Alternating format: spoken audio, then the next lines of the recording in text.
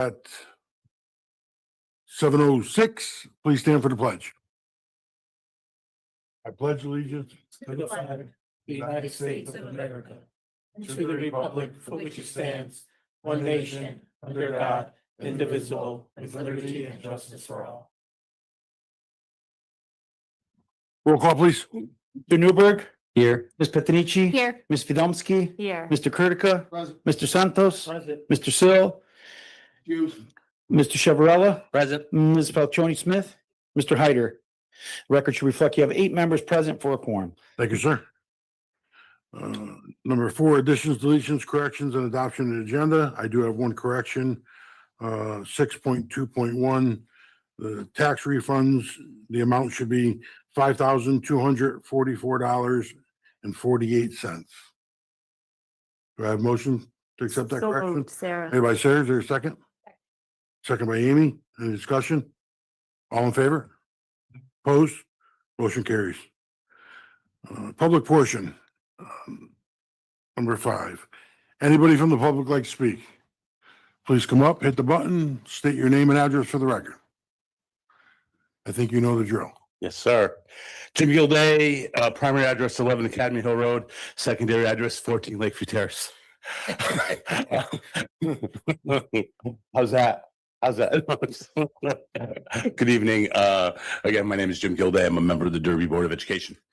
Just want to read a roll call. Donato Lupacito, Rebecca Bell, Eric O'Toole, Steve Boehner, Veronica DeLulo, Scott Marcuscio, John Ricardo, Bailey Bruce, Jeff Brooks, Josh Dyden, Drew Conlin, Joanne Eddy, Jackie Natham, Christina Kingsbury, Dave Nusso, Jennifer Lucas, Frank Briganti, and Christina Guerra. Those names all have something in common. They were educators in the Derby school system who left us to receive higher pay in other school districts.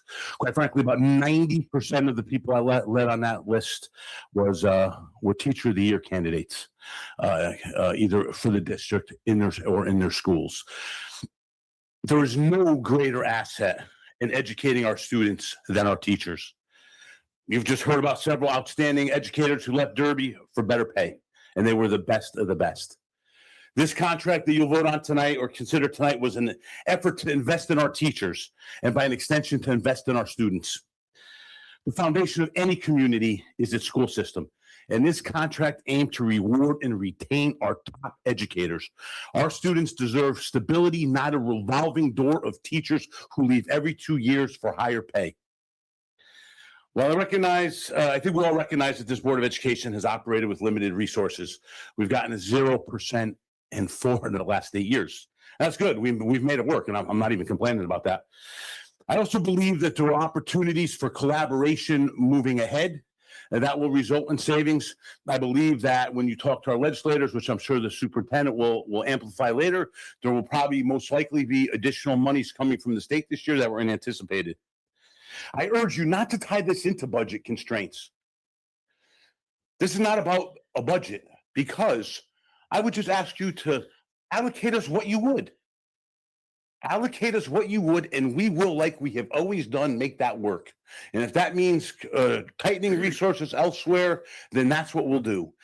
So again, I would urge you to certainly pass this contract, because the best of the best deserve to be somewhat compensated near their peers. We deserve our students to have stability in our teaching ranks. And again, the tax board can allocate us to whatever they want to allocate. We will make it work. This is not the area to cut. We would have other places to cut. The number one need in a school system, the number one resources are human resources. This is not where to skimp. Thank you very much. Thank you, Jim. Anybody else in the public like to speak? Hi, Alicia Olenowski, 8 Commodore Hall Drive, teacher for 28 years, also president of the Derby Teachers Union. Class of 85, too. Correct. Graduated with Joe. So in listening to what Jim said, I probably can't say it any better than he did. He listed a large variety of names of people who have all left the district. and I hear the same thing over and over. It's not because they don't want to stay here, but they can't turn down the fact that they're making such a large salary increase when they go.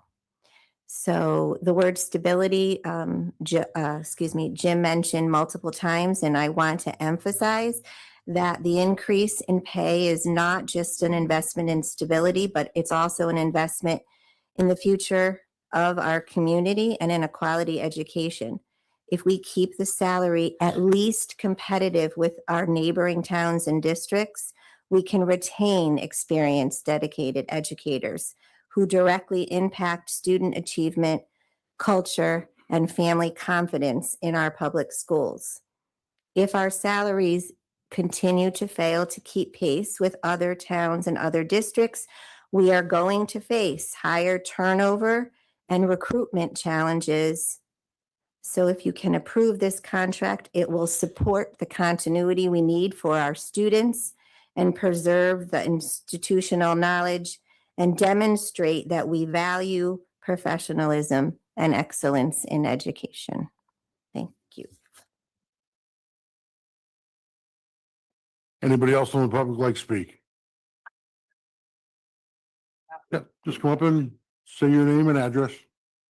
Candace LaBelle, 298 Cherry Street, Naugatuck, Connecticut. I'm a 23-year veteran at Irving School. I want to talk about a few years ago, the city of Derby invested in a program called Foundations Reading, and you spent a bunch of money to have trainers come in and train teachers in Foundations Reading, an amazing program.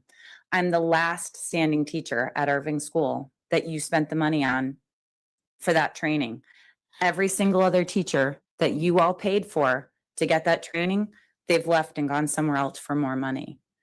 You continue to bring amazing programs. You have an amazing superintendent and a board of education that pays for IM training or bookworms training or all these other trainings. It's like you guys buy a car, you pay for all the extras, and you watch the car drive off the lot and you put another base model on. It's going to continue to happen. You're going to continue to invest in training, and you're going to continue to have teachers drive away with that training and take your money right out of Derby to Orange, to Milford, to all those other towns. So if you'd like to keep your money that you're spending on training here in Derby, you're going to have to pay the teachers, or you're going to continually watch that money drive right out of Derby that you pay for the training. I'm your last standing teacher at Irving Elementary School. There's only 2 teachers at Irving that have more seniority than me, but I'm the last standing teacher that you paid for foundations for, that you paid for literacy how for. So you need to think about, if you're going to invest, if you want the scores in Derby to go up, and you're going to invest in training so that your teachers can provide the best curriculum and the best education possible. If you want that training, because it's money you're putting in human resources, right? You're not buying a computer, you're buying someone to come in and train a teacher, but then that teacher drives away to get more money somewhere else. So if you want those teachers to stay here with the money you're investing in them, all the extras you're putting in them, then you're going to have to pay for them to stay here. And it makes me sad. It breaks my heart. I stay in Derby because I love Derby, because I love the kids at Irving School. Everybody knows, like, I've had some of your kids, you know, on that every single thing and go to all the stuff, but that's not what you're getting with your younger teachers. They're looking for their future, their own future, which I understand, but you're going to have to pay them if you want them to stay, and you're investing money in them. You wouldn't invest money in your house and then let your house go away. You don't invest money in your car and let it go away. So if you're investing money in your teachers and you want them to stay here, you're going to have to pay them to stay here. And I really hope you do, because I love Derby and I would love to see the teachers stay here and us continue to grow. Thank you for hearing me this evening. Thank you. Anybody else in the public like to speak?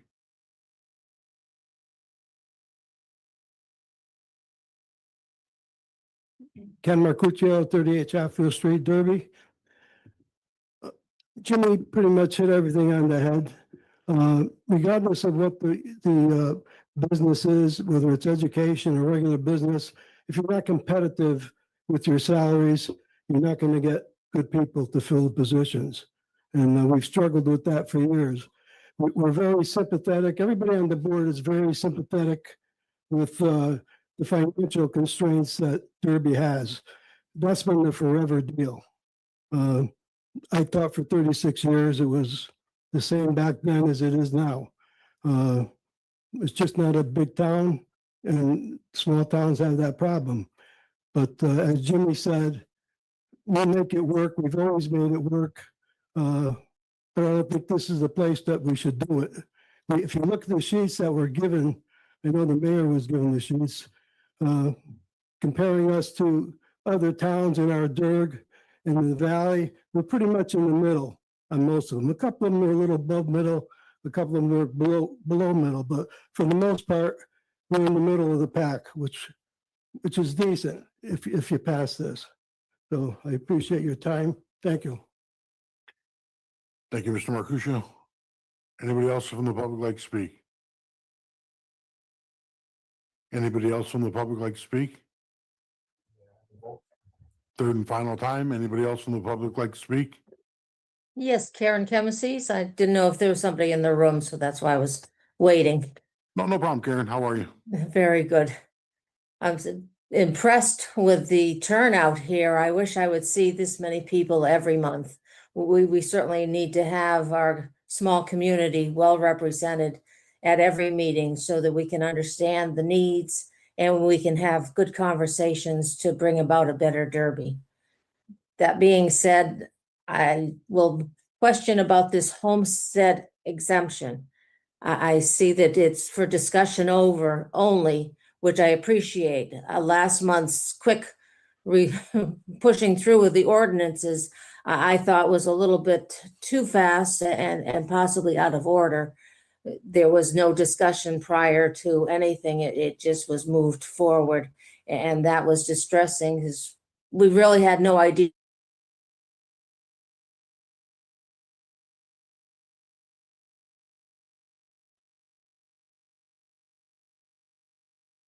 Karen?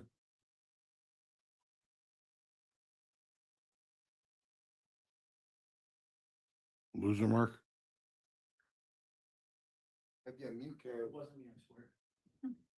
Karen, did you hit mute by accident? No. Oh.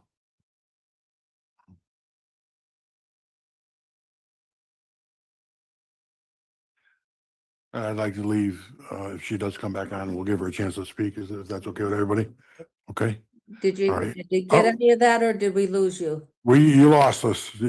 Okay. If you can go again, that would be great. Okay, did you get to the part where I said the original application for homestead exemption? Yes. Okay, We- on that page, there's no page number, so I can't reference it any more succinctly. But if you look down towards the third half of the page, there's a table that says proof of residence. And in that table, it says previous residency outside New Milford and date terminated. I never lived in New Milford, so I don't know how to fill that in, but I'm sure that's just an oversight. I wanted to have more clarity also, though, as far as these percentages that you were going to do and how the applications get renewed automatically. And I wanted to know, was the percentage going to be something you're deciding on as a standard percentage across the board for everyone? Or is there going to be a sliding number depending on whatever qualifications you're setting? So all of these things, as I say, are questions that I hope can be discussed in much more length than we did those ordinances last month so that we can get a very good product coming forward. And my other question is, as we're moving for the reevaluation, is the GIS that's online, is that ever going to be updated? Is that is listing on the page that it's updated every Sunday. And of course, we know that it is not. It hasn't been updated for the last year and a half. So I would like to hear a little bit more as we move forward as to what's going on with the reevaluation, how we're implementing everything and how it's affecting all of the information that we have within City Hall. Thank you. Thank you, Karen. If you stay on the meeting tonight, 8.3, our Finance Director, Brian Hall, will be giving a presentation on that Homestead Act, so I hope you're staying on to listen. Anybody else in the public like to speak? I would like to speak. Megan Torelli, 17 Gay Lane, Wallingford, Connecticut. Okay. Grad school teacher. I just want to say that I grew up, my grandfather was in the Valley. He worked in Ansonia, was a principal. And I just feel like there are teachers here who are committed because we've always been here. But I want to reiterate the fact that we're not comparable to some of these other districts. Like, we have the heart, we want to do it, but we just don't have the resources, and it just is getting harder to get those teachers to stay. And being in here, I'm 10 plus years now, and I know that that's a lot of the commitment of having that, the salary increase. We're not competitive. Even when I was a substitute, what Derby used to pay versus other districts, it's not comparable. And we can't get subs in our school. We can't get these positions. So I think that needs to be taken accounted for. And that's all. Okay, thank you. For that last speaker, can you please give your name and address for the record one more time? It wasn't clear. Megan Torelli, 17 Gay Lane, Wallingford.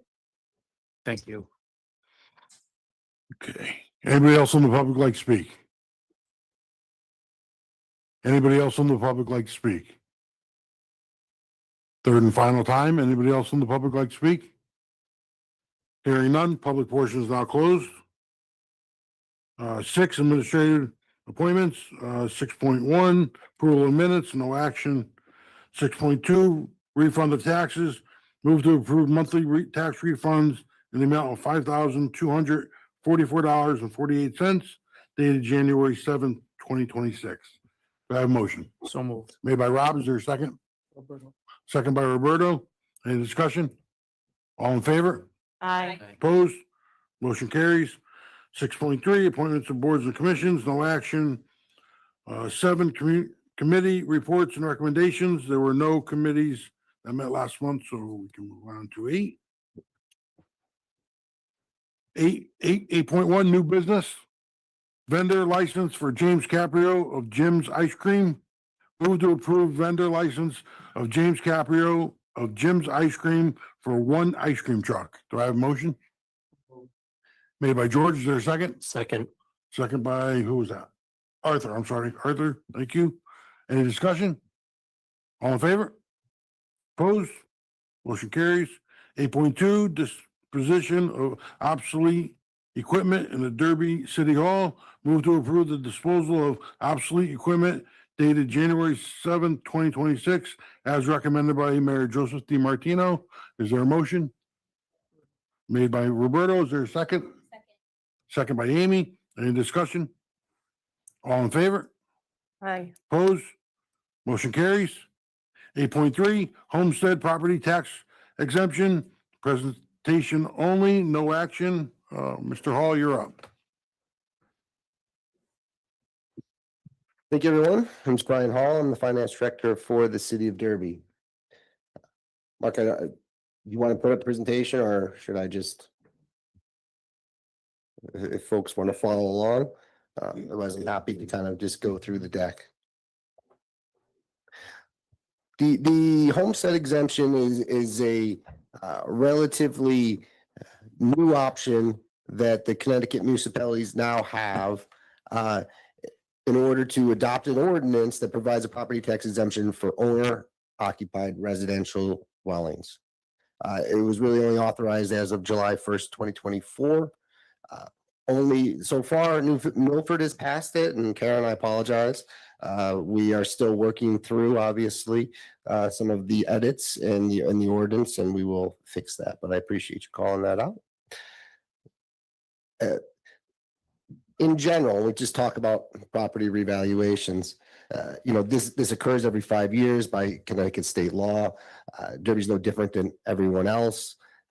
What it does is basically you have a periodic update of your assessed property values based on current market conditions. And when we mean current market conditions, we mean actual sales that occurred in your streets and neighborhoods. And based on those actual sales, we come up with a new market value. At that point, 70% of that becomes your assessed value. All of the data was posted online, and if you do get a chance to go through it, there is one of the tabs that has all of the actual sale prices and then what the new kind of market value is. And what you'll find is for the vast majority of them, the actual market value is below those sales prices. So there was an effort made to try to adjust things as much as you're allowed to, as from an assessor standpoint. Those were actual sales to bring it down a little bit below that, but net overall, everything was up 60% on average. Now, obviously, there's going to be some that's more and some that's less in different parts of town, but on average, it was up 60%. That includes residential and commercial. So, what does that mean? Well, obviously, we need to decrease the mill rate. I know a lot of folks are concerned. They saw their new market value and their new assessed value, and they assume that, oh, if the mill rate's not going to change and now my taxes are going to maybe double because I'm up 100%. Well, that's not what's going to happen, right? We're going to lower the mill rate, but how much we lower the mill rate and what we do about it is, what we're working through right now with the budget. The problem that Derby has, and unfortunately, and it's just purely because of revaluation, when you lower the mill rate, we're already so high, as everybody knows.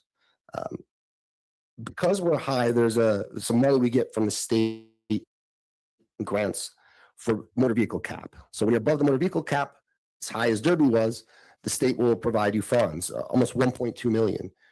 If we bring that, mill rate down closer to the cap, we're going to lose that 1.2 million. All right, so that's money we got to find. That's a little under 2 mils, just because the state's going to take that away purely because of just how revaluation works. That's a real shame and that's a real problem. The other issue is that personal property. So a lot of our small businesses in town, yes, they get revalued, but they didn't go up 60%, right? They're going to stay pretty close to what they were. Maybe we'll go up a little bit, 10% or something.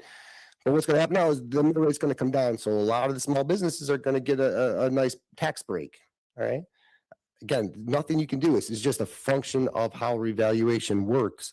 You're not allowed to set the mill rate for one group one way, or the mill, one for commercial or one for personal property. You're not allowed to. You have one rate. This is the first opportunity that you have to actually do a little bit of something to try to shift that burden away from folks that are, living in their homes and paying taxes. They're residents and they own their homes. So, that's why we want to consider this, and I hope you will. But, as we said, that personal property, there's another almost $1 million. So we've got almost a $2 million hole right out of the gate to lower the mill rate, which we have to do, right? So that's the big challenge, right? And that's why even if nothing else changes, even if we kept everything flat in the budget everywhere, okay, we still got to find over $2 million. So what does that mean? Homestead exemption, like I said, gives us a chance to shift some of this increased tax burden that is going to occur. All right. It allows this board to pick an exemption not less than 5% or not more than 35% of the assessed value. The ordinance will leave it generic as that. And we will wait until we get the final numbers, and there'll be another presentation before we land on what that percent is. I've got some examples in here, but again, they were just examples. The reason why you're going to do it that way is, one, obviously you're going to have flexibility in the future to change that up, down, however you need to, without passing a new ordinance. Also, though, it just allows a us, it buys us some time, and then I need to get notifications out. The residents need to be made aware that this is an option. They obviously have to apply for this. As Karen mentioned, there's going to be roughly 6 potential ways to prove you're a Derby resident. You have to provide 3 of them. But this is going to be a big strain on the assessor's office. We really try to gear it to be as simple as possible from an administrative standpoint, so that we don't end up spending a ton of money to try to execute on this plan. So I talk about 20 grand. All the letters got to go out to all the residents. I expect there's at least 3,000 residents that would potentially qualify for this exemption. And so, as you can imagine, 3,000 residents coming in, showing all of their IDs or getting online. If it's not structured, if it's not very straightforward what you need to do, it's going to be extremely difficult to administer and very costly. So while I recognize that in a perfect world, maybe some residents get a bigger break than others, depending on how long you've been here, I'm just very concerned with how would we actually administer that. We don't have a lot of time. At this point, if I don't get the letters out soon, people need time to be able to apply. We need to be able to get everything in the system. Then I need to get the bills out. The worst thing is, what if the bills don't go out by July? So we've got a very compressed time frame. We just don't have a lot of flexibility to add a whole bunch of different optionality with this plan. So, that's why it's been kind of drafted as it is, where everyone in theory would get the exact same benefit if you qualified, same percentage. Now, again, that percentage will be determined later on based on, again, additional information when we get some final numbers with personal property and motor vehicle. But nonetheless, that's how that would work. This exemption would only apply to owner-occupied dwellings, which would include condominiums. It would include, you have to be the primary residence.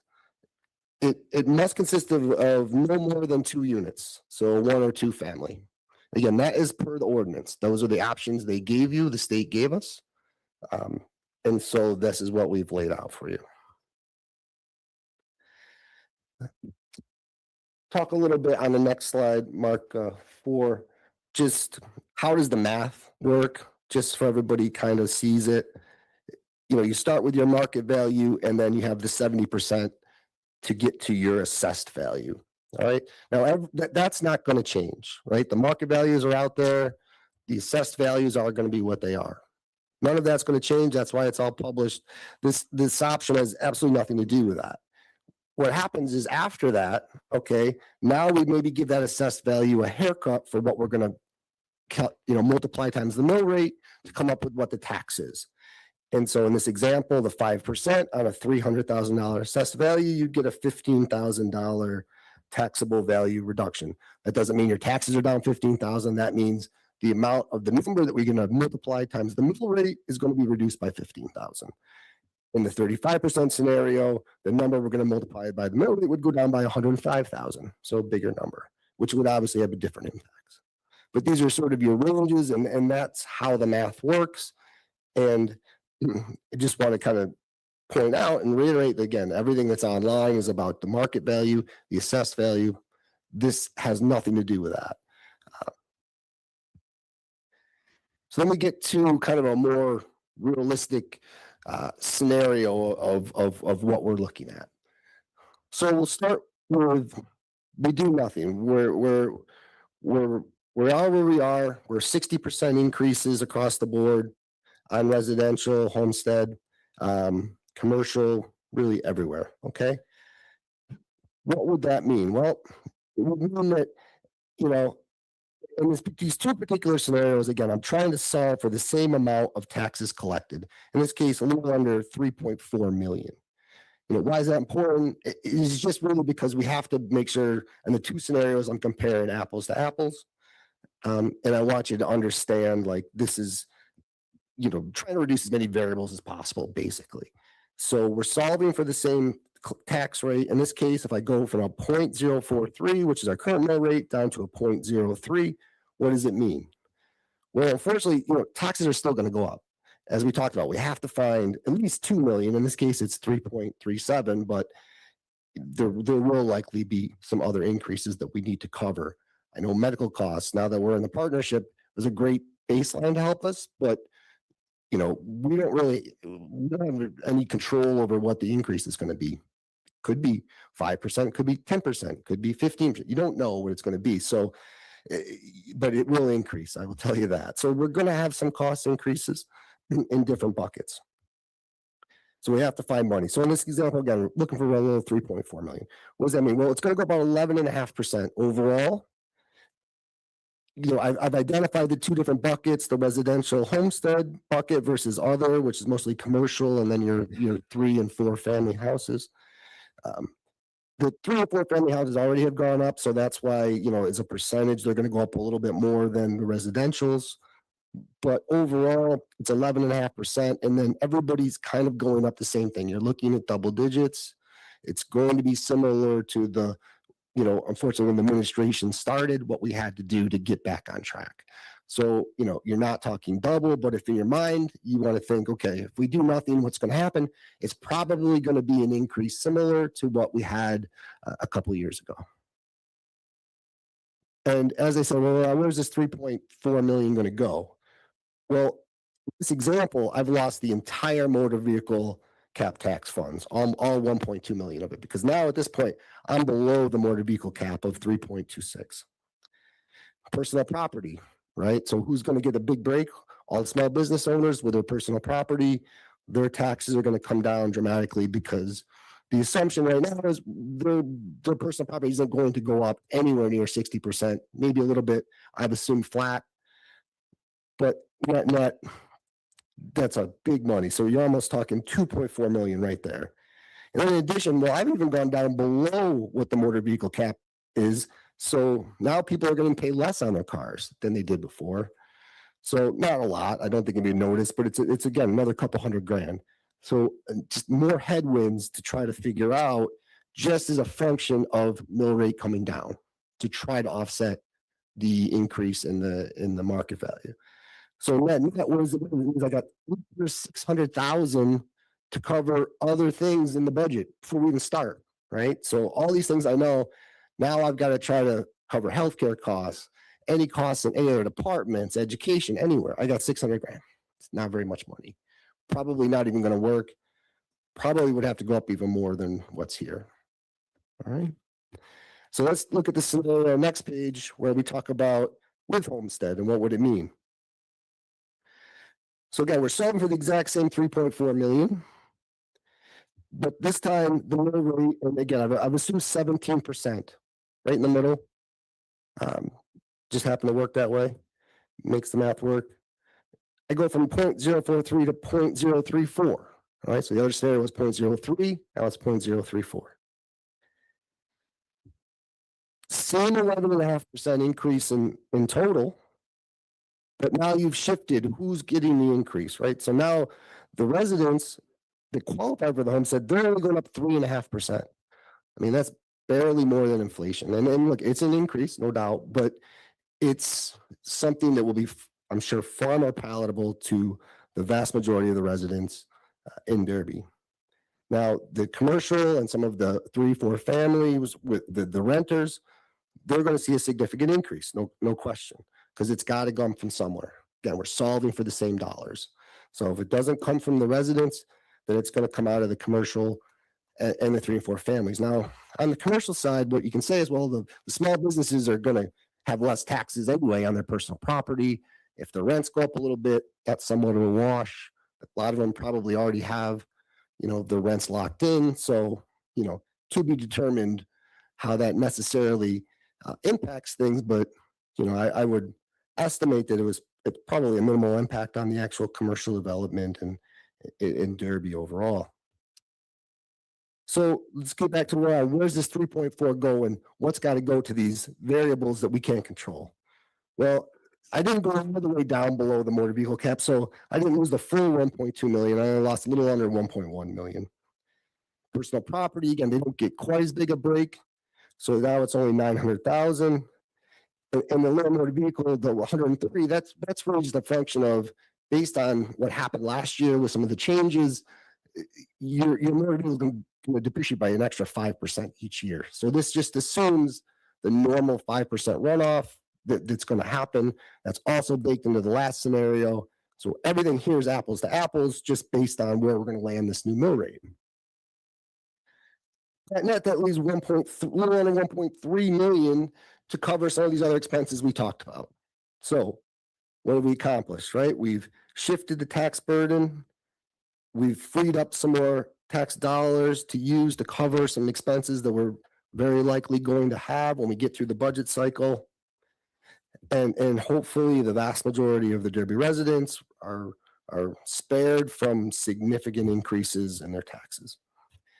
That was the intent of the ordinance. This is the math to help everybody understand how and why it would work. Again, we're not asking anybody now or in the future to land on the 17% number. It's more of when you see the ordinance, you have the range. This is what you can do. Before any of it gets executed, we have to come back to this board to land on that. However, once the ordinance is passed, we start to get the communications out. We can basically at that point start to get all the applications in and work through that process while we finalize some of the assessment on the personal property, motor vehicle, and I start to get a better handle around the budget and some other factors, and you have a real full view of what's going on.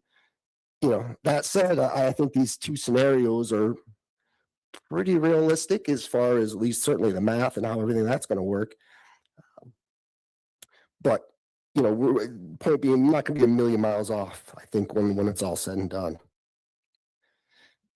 So just lastly, to just summarize everything, right? This wouldn't come for free. There would be a cost. We have to do all the mailings. We're going to have to hire some temporary staff down in the assessor's office to process the potentially 3,000 applications that are going to come in. You know, I'm estimating about 20 grand. We'll see. It's kind of new for everybody. Obviously, myself, my team will jump in to help where we can. It's going to be a pretty small window of time, depending on when all this gets approved and I can start to move on things. I'd like to give the residents as much as possible, but I have to be mindful that we have to process these and get the bills out for July 1. So we don't have forever.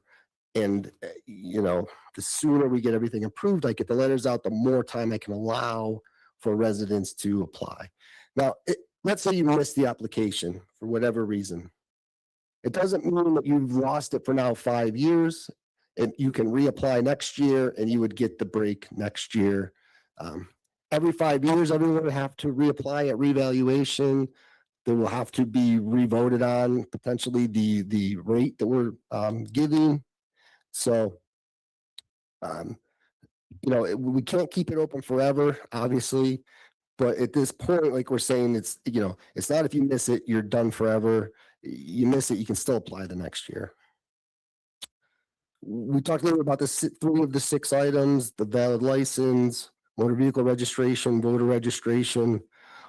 Address is listed, the Connecticut State of income tax return, proof of payment of utilities, proof of voter registration. All things I'm sure are very common understanding, hopefully straightforward for everyone. You get 3 of 6. The assessor can easily figure it out. Great. Yep, check the box. You get the break. There are obviously, we're gonna have to put some restrictions in place to make sure that there's no abuse with this particular break. You know, you can't be getting residents based on property tax relief in another municipality or state. You can't be renting your residence. If you sell your property, then obviously the new owner would have to apply. It doesn't automatically just transfer over to the new owner. And then, you know, there'll be penalties if there's fraudulent receipt of the benefit, and we're looking to recoup what was owed. Those are the main kind of highlights of this particular exemption, and I thank you for your time. If there's anyone that has any questions.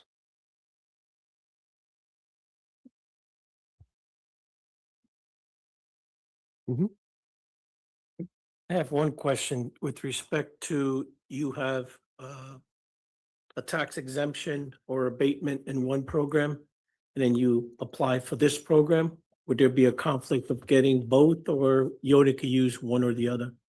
Yeah, correct. That, if you're getting some other benefits, let's say for veterans disability, I mean, in that case, you're getting 100%, right? So there's, if you're not paying anything, you're not paying anything. But yeah, if there's other ones that you're not going to be able to kind of continue to piggyback, and those are one of some of the languages I have to work out with corporate counsel on the final draft word. But it's a very good point. Yeah.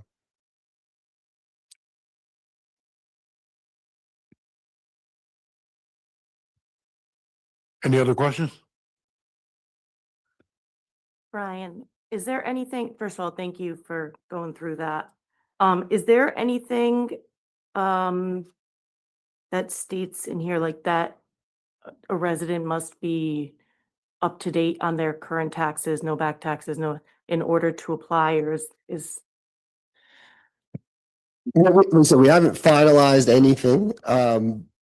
I did not see that in the ordinance from New Milford. I mean, that's obviously kind of where we started. I think it's a very great point, and it's something we can certainly talk about in the next couple of weeks as we're trying to finalize what this could look like. Mhm. Anybody else? All right. Thank you, Brian. Great presentation. Thank you.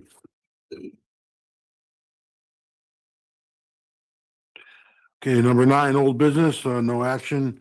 10, executive session. 10A, collective bargaining agreement between the Derby Board of Education and the Derby Education Association. 7/1/26 to 6/30/2030. Labor contract negotiations, and B, 2 Factory Street property acquisition. I'd like to invite Corporation Counsel, Brian Hall, Linda Fusco, and Dr. Conway into executive session with us. Do I have a motion? So moved. Made by George, there's a second. Second by Robin. Any discussion? All in favor? Opposed? Motion carries. 7:48.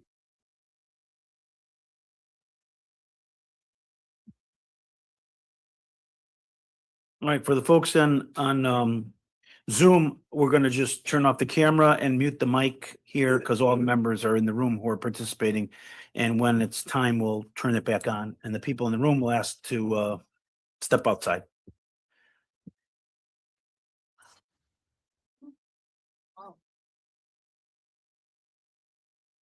The recording has stopped.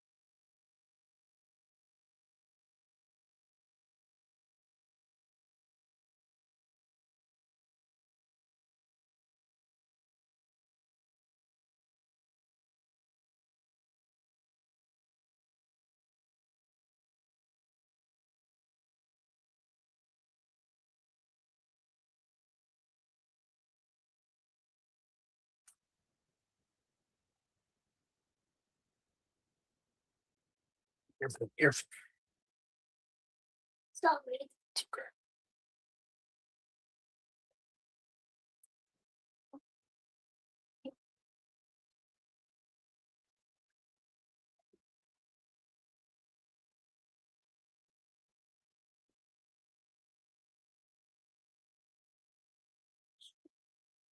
want me to tuck you in? Yeah, which one do you want?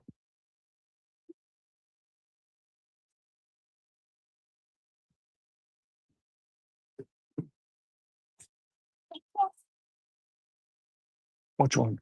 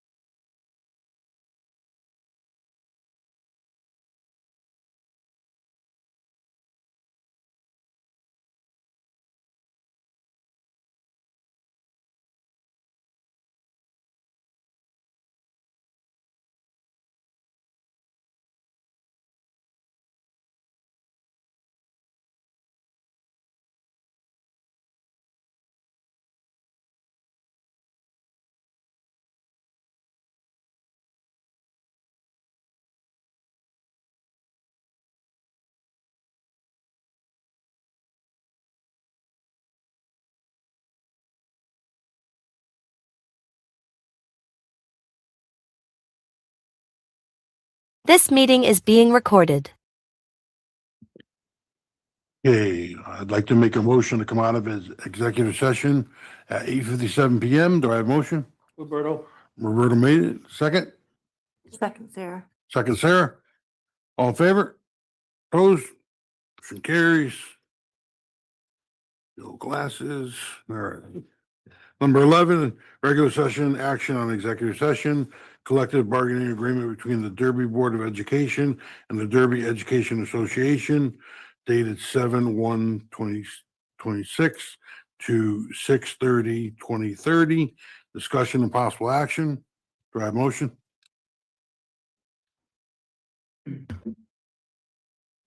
I make a motion that, that the board of Aldermen through the city of Derby and the mayor enter into an agreement with the collective bargaining agreement between the Derby Board of Education, the Derby Education Association, 07/01/2026 to 06/30/2030. Can I, Mr. President, make Yes. do a suggested motion on this? Because the city is actually not the party to this contract. It's going to be the Board of Education. So it would be a motion, you could say approve the proposed contract between the Derby Board of Education and the Derby Education Association for 7/1/2026 to 6/30/2030. Make that in the form of a motion, George, right? Yes. Mark, you got that? Is there a second? Yes. Second. Second, Robin? Any discussion? All in favor? Aye. Opposed? Motion carries. One recused. One recruits. Number 12, motion to adjourn. Roberto, Did Doc want to say something? Doc, want to say? you're welcome, Doc. All right, motion to adjourn at 9 o'clock made by Roberto. Is there a second? Second. Second, George. All in favor? Aye. Opposed? Motion carries. Thank you.